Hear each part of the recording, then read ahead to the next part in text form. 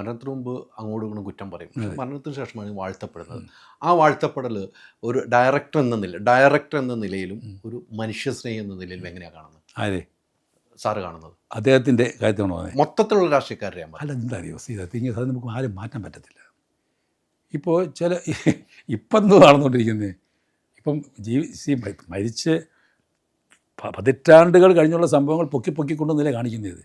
അപ്പോൾ അതൊരു മനുഷ്യ ശാശിയുടെ ഒരു വിനോദമാണ്. നമുക്കതൊന്നും ഒഴിവാക്കാൻ പറ്റില്ല. ഏത് തത്വചിന്തകമെന്ന് ഉപദേശിച്ചാലും അത് മനുഷ്യവാസനയാണ്. ക്ഷീരമുള്ള കടിൻ ചുവട്ടിലും ചോര തന്നെ കൊതുകിൻ്റെ കൗതുകം പറഞ്ഞുകൊണ്ടിരിക്കും. പക്ഷേ എനിക്കത് വലിയൊരു അദ്ദേഹത്തിൻ്റെ വേറൊരു വലിയ ഗ്രേറ്റ്നസ് ഞാൻ കണ്ടത്. Just imagine, as chief minister ഈ സരിത ഇഷ്യൂ വന്നു കഴിഞ്ഞപ്പോൾ അതിൽ ആരൊക്കെ ഇൻവോൾവ് എന്നൊക്കെ ഒന്നും അറിയാൻ പറയുന്നില്ല. ആ അന്വേഷണ കമ്മീഷൻ മുമ്പിൽ എന്ത് വിനയാന്യനായിട്ടാണ് കയറിയിരുന്നപ്പോൾ what a quality it is.